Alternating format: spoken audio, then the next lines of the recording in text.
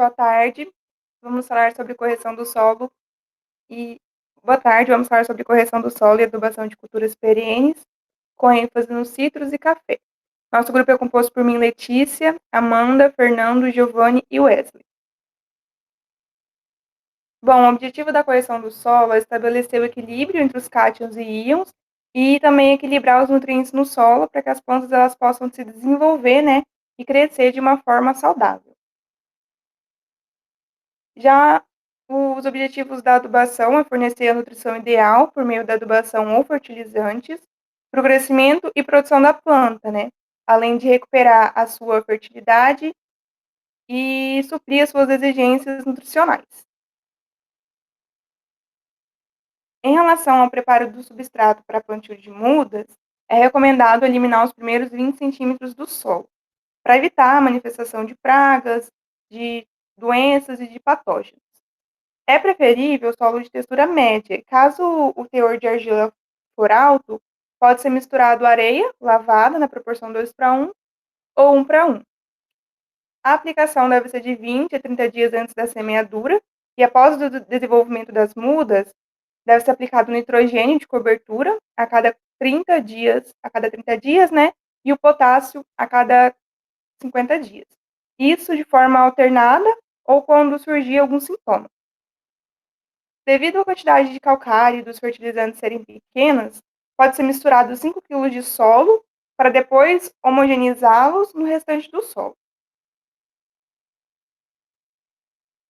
Em relação ao preparo da área e manejo da adubação, esse é um processo bastante criterioso, né? Eles levam em consideração a quantidade de fontes de nutrientes, a época e a forma de aplicação, o resultado da análise de solo e também as tabelas de recomendação.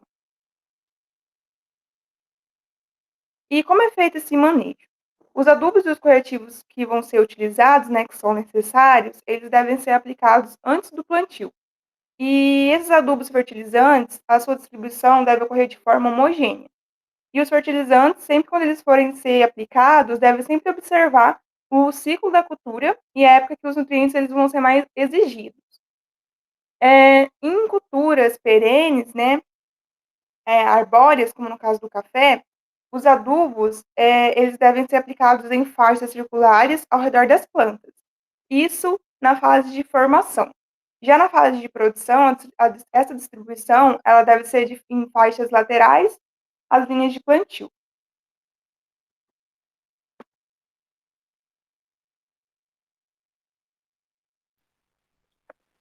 Olá, pessoal, sobre...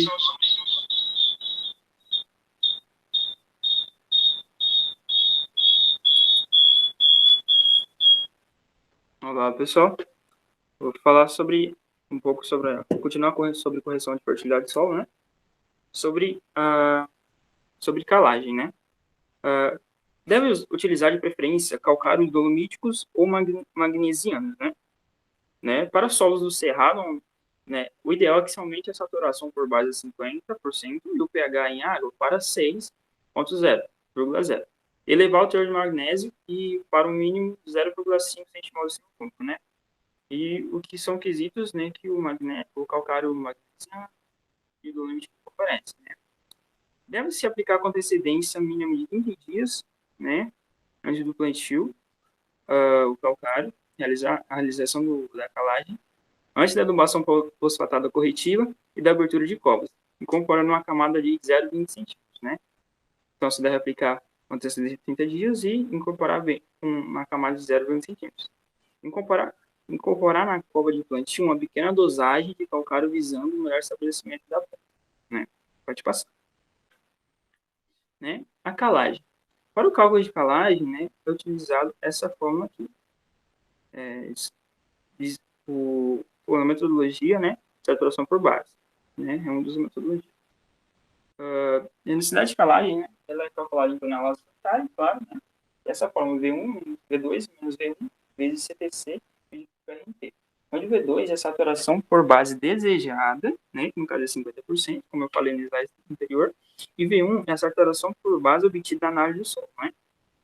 E CTC é o valor do CTC da capacidade de troca de cátion em pH7, e o PRNT é o potencial de reação fornecido pelo calcário, que você vai aplicar. Algumas recomendações, né? Realizar as análises de solo a cada 3 anos. É sempre bom, é uma prática barata e muito boa para você ter um controle da condição do seu solo, né? Realizar a calagem quando a saturação por base for menor que 40, né? Sendo que o ideal lá era 50%, né? Deve-se aplicar o calcário sobre coberturas em faixas da largura do diâmetro da copa, as espécies herbóreas, em áreas total com leve incorporação. Sempre incorporar para ter uma maior reação ali do solo. Falar um pouco sobre a gessagem, né? Algumas recomendações para a realização da gessagem, né? A gessagem ela é feita em subsuperficial, né? Ali numa camada de 20 a 40 centímetros ou até numa camada de 60 centímetros de profundidade. Como que é culturas frutíferas, né, perenes, as raízes são bem agressivas, né? Então, se realiza a gessagem nessas camadas mais profundas, né? Recomenda-se em caso de subsolo, é recomendada a realização da gessagem em caso o subsolo tiver uma saturação de alumínio maior que 20 centimol por decímetro cúbico e cálcio menor que 0,5 centimol por cúbico. Se você tiver essas características no seu solo, é recomendado você realizar a gessagem. A quantidade a ser aplicada depende da textura do solo. A fórmula de necessidade de gessagem para culturas perenes é essa aí.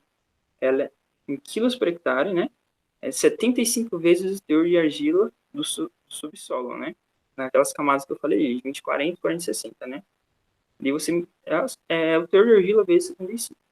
Como deve ser feita essa aplicação de gesso, né? Pode ser aplicado em toda a área, a lanço, né?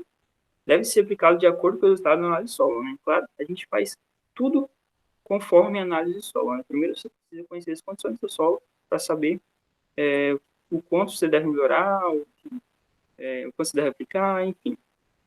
Aplicação localizada de fonte solúvel em água ou em citrato neutro de amônio, né?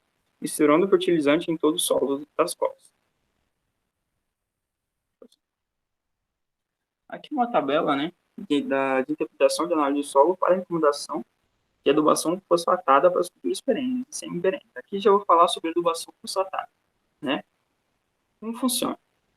Aqui tem o teor de argila e o teor de fósforo no solo, né? Daí tem o teor, a divisão entre médio, baixo, médio e adequado, né? Se eu pegar lá na sua análise de solo, um exemplo aqui. Se seu solo tiver 8 miligramas de decímetro cúbico, né, de fósforo, né, ele vai ser considerado aqui um teor médio, né? Um teor médio, ele vai ter um teor de argila aí 36 a 60. E aí você pega essa relação aqui e vai para outra tabela. E na outra tabela lá, 8, a quantidade lá era 8 miligramas, né? Dava 36, de 36 a 60% de teor de argila, né? Estava classificado como médio. Então, você vai ter que aplicar ali, ó, 100 kg por hectare de P2 a 5. É o recomendado, entendeu? Então, você na tabela passada, você vê lá quanto você tem, vê sua classificação em teor de argila e o teor de fósforo aqui no solo, e vem aqui e aqui vai estar a indicação de quanto você deve aplicar por quilos por hectare. Agora eu vou falar sobre a adubação potássica, né? Ou seja, adubação de potássio, né? Ela você leva em consideração principalmente o CTC, a pH7, né? E o teor de argila também. Logo aqui, vamos ver. Se o seu solo tiver CTC pH7 menor que 4 centimol por decímetro cúbico ou teor de argila menor que 20%, né? Você vai utilizar essas três primeiras características aqui, né? De baixo, médio e adequado, que é menor que 15, 16 a 40 e maior que 40, né? Daí, se o seu solo tiver o CTC a pH7 maior que 4 centimol por decímetro cúbico ou teor de argila maior que 20%, você vai utilizar esses três aqui, de baixo, médio e adequado, de menor que 25, de 25 a 80 ou maior que 80.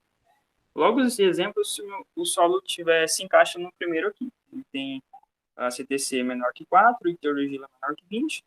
Eu olho lá, meu teor de potássio, perdão, e potássio tá aí entre 16 a 40 miligramas de decímetro cúbico. Então, ele está considerado médio. Logo, a dosagem adequada é de 25 quilos por hectare de K2O. Então, sempre você tem que levar em consideração a sonagem de solo.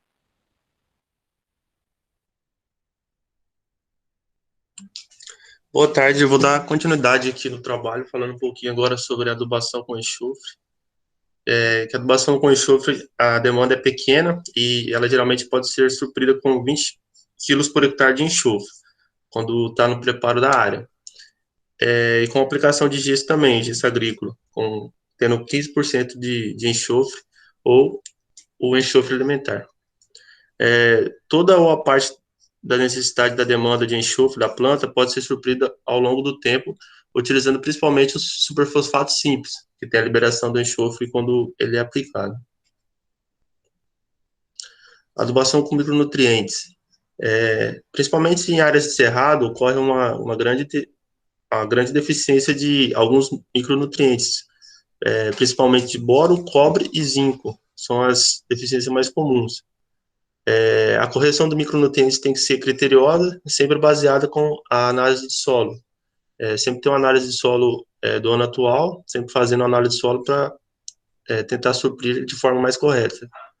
A aplicação pode ser a lanço ou localizada no suco de plantio. E culturas que têm sintomas visuais de deficiência, a sua forma mais eficaz para corrigir a sua deficiência é via adubação foliar. Porém, a cultura já vai estar sentindo a falta desse nutriente. A adubação na abertura e adubação de covas. A adubação das covas é feita com base no volume do solo. As dimensões das covas dependem da espécie e das características químicas e físicas do solo. Em condições de cerrado, devem ser as maiores possíveis e adubadas adequadamente para que as raízes encontrem um ambiente favorável para o seu crescimento e desenvolvimento da cultura. É muito importante também misturar o adubo com o solo de enchimento da cova de modo mais homogêneo possível, com antecedência de pelo menos 30 dias do plantio, para evitar assim um desequilíbrio nutricional da planta e também evitar a queima das raízes da planta com contato com o adubo. Aqui tem uma tabela falando de adubação em sulcos, que trazem os fertilizantes, adubação de cova e adubação em cobertura. Os adubos orgânicos muito utilizados, normalmente, é o esterco de curral, ele bem curtido, ou esterco de aves, principalmente cama de frango.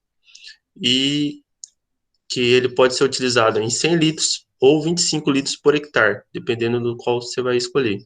Aí temos também o calcário dolomítico, aqui ele está com PRNT de 100%, e é utilizado 1.000 gramas por metro cúbico do solo.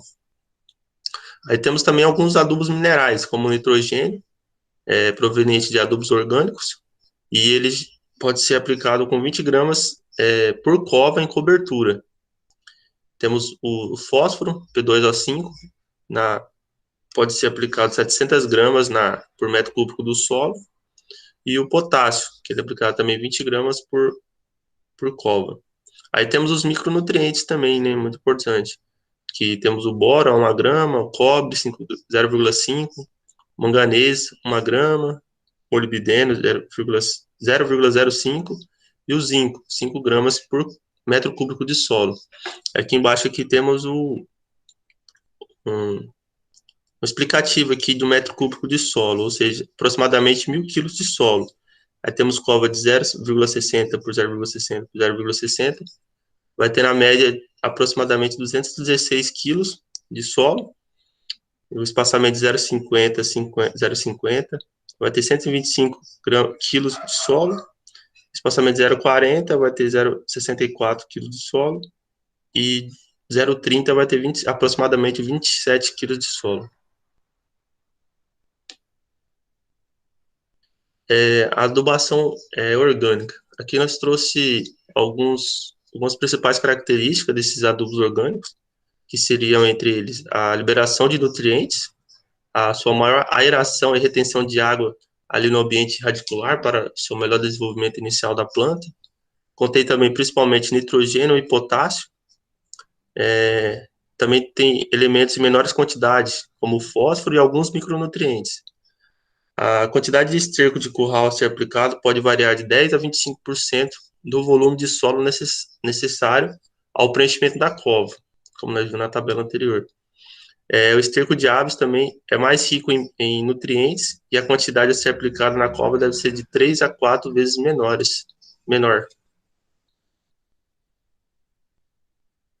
A adubação nitrogenada.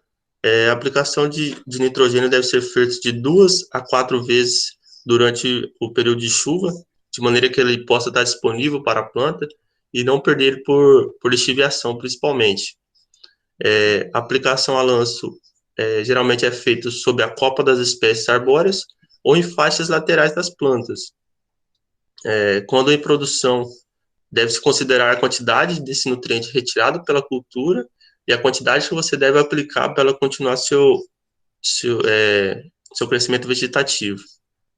E a sua diagnose visual e o teor de nitrogênio nas folhas são indicadores de necessidade de aplicação de nutrientes. Ou seja, se você vê um sintoma de deficiência na foliar, geralmente é aparecido pelo nitrogênio, você deve programar para fazer uma aplicação logo para suprir essa deficiência.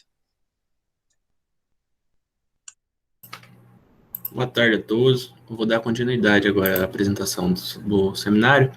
Agora, até o momento foi falado sobre adubação de correção. A adubação que a gente faz de correção para corrigir o solo e o plantio. Agora eu vou especificar mais para cada uma das culturas, café e citros, a adubação um pouco de plantio e também a de produção e manutenção dela durante todo o tempo, por ser culturas perenes.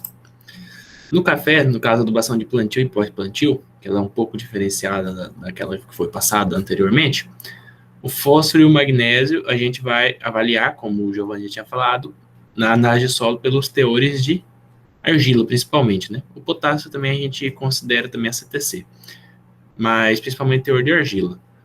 A gente relaciona, né, o teor de argila, a textura do solo, com a quantidade, como o teor, no caso, se ele é baixo, médio ou alto, e a partir disso a gente relaciona a quantidade de P2O5 ou de K2O, em gramas por metro de linha, que já está plantado, né? No caso, seria a fileira de café.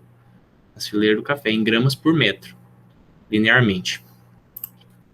Para o café, o espaçamento dele ele vai variar no comprimento de 0 a 5, na largura de 0 a 5 a 2 metros, já no comprimento de 1,5 a 4 metros, com essa densidade variando de 2.100 a 10.000 plantas por hectare. Após, né, adubação de plantio e pós-plantio, a adubação nos sucos, ela pode ser realizada com materiais orgânicos também, igual foi feito para a adubação das covas, que também ela é feita por metro linear. Esterco de curral é 20 litros por metro, a cama de frango de 2 a 3 litros por metro, a torta de mamona de 2 litros por metro. Aí depois que essas mudas já estiverem vingadas no chão, pode aplicar 5 gramas por planta de nitrogênio ao redor da planta, repetindo a dose até 3 vezes durante o período chuvoso. E lembre-se sempre de manter uma distância de 20 a 30 centímetros da planta para não queimar a planta, principalmente por ser a ureia.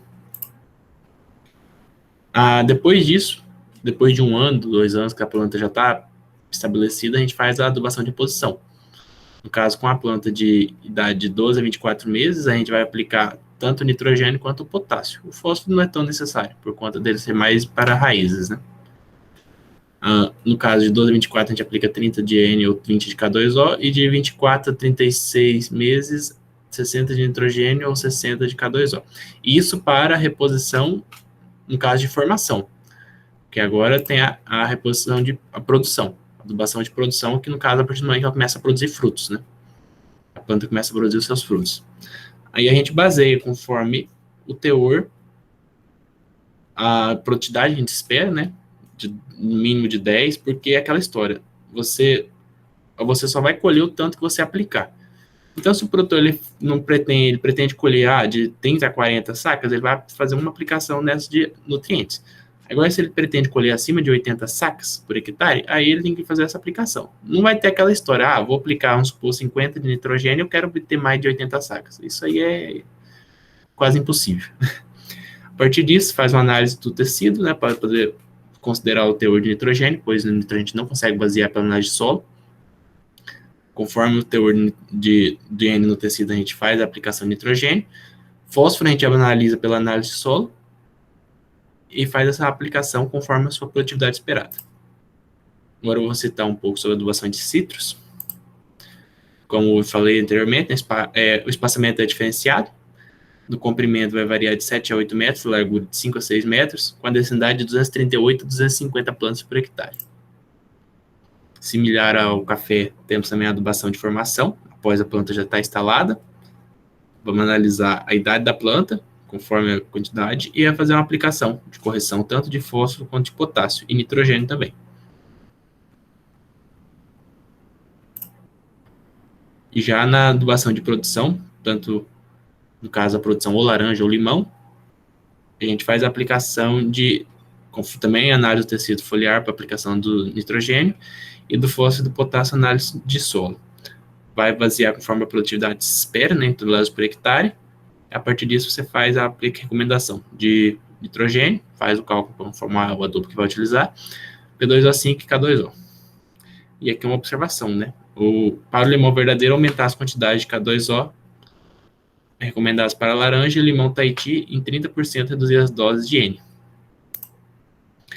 E algumas dicas especiais para essas recomendações. Procurar manter o teor de magnésio por volta de 0,5 centimol por decímetro cúbico. Culturas perenes são exigentes em magnésio, portanto não pode deixar baixar muito esse valor. Por isso é recomendado usar calcário dolomítico principalmente, ou se não é possível, magnesiano. Calcítico ele não vai fornecer muita coisa de magnésio. E como as fontes de magnésio são caras, né, então não é viável. No aparecimento de sintomas de magnésio, fazer uma adubação foliar com